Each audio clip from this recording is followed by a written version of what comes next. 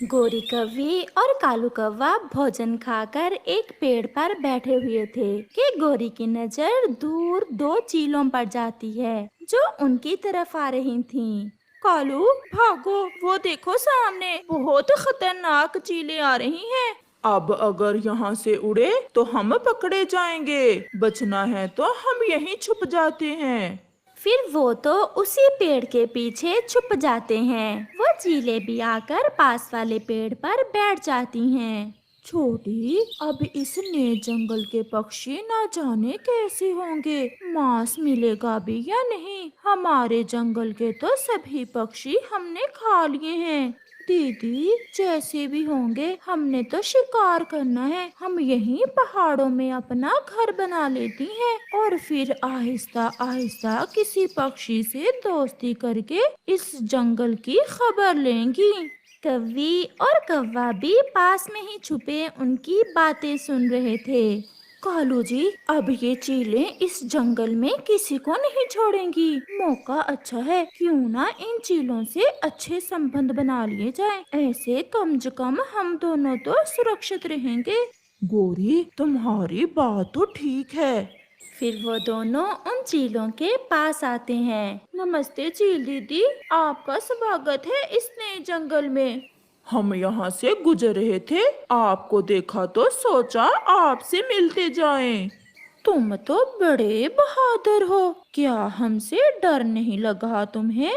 चील दीदी, मेरी माँ की चीलों से बहुत दोस्ती थी। मैंने तो अपना बचपन चीलों से खेल कर गुजारा है। मुझे तो शाम का भोजन भी कई बार मेरी माँ की सहेली चील ही खिलाया करती थी।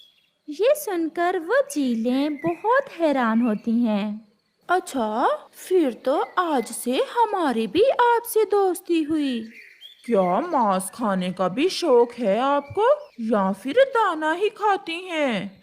हमारे नए नए दोस्तों, आपको पता है हम चीलें दाना कहाँ खा सकती हैं। वो तो कभी कभार ही हम खाती हैं जब मांस ना मिले तो।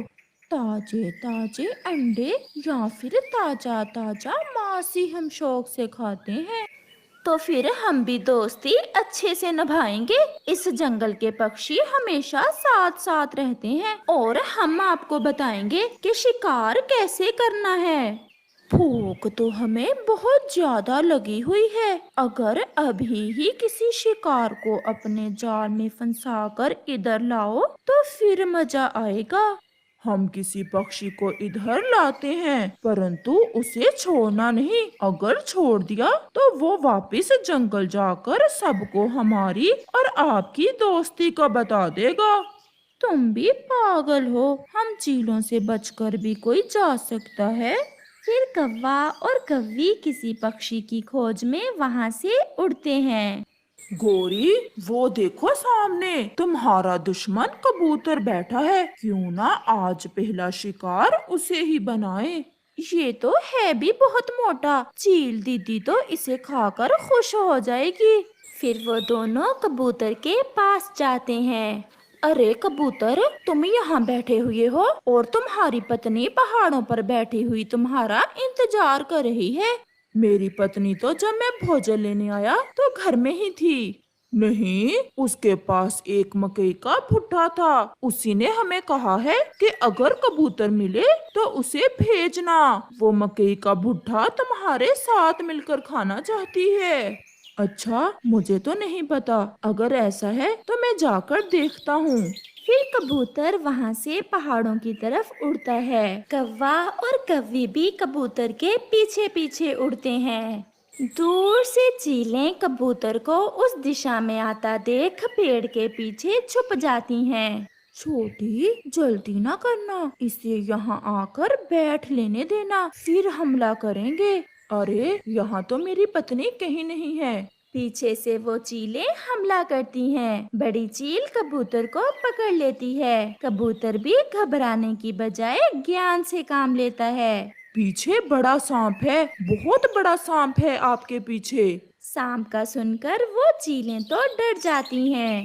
बड़ी, सांप सांप आ गया। मुझे तो सांप से बहुत डर लगता है। जैसे ही वो चीलें अपना ध्यान दूसरी तरफ करती हैं, कबूतर वहाँ से ऐसे भागता है कि मुड़कर पीछे नहीं देखता। कौवे भी थोड़ी दूर छुपे हुए थे। कबूतर जाते जाते उन्हें छुपा हुआ देख लेता है, परंतु वो रुकता नहीं। वो तो बहुत तेज उड़ता हुआ जंगल में चिड़िया के पास चला जाता है। कबूतर, क्या हुआ? आप इतने घबराए हुए क्यों हो? बच गया चिड़िया, मैं तो बच गया। आज तो वो चीलें मुझे खाने ही वाली थीं। चीलें? कबूतर भैया,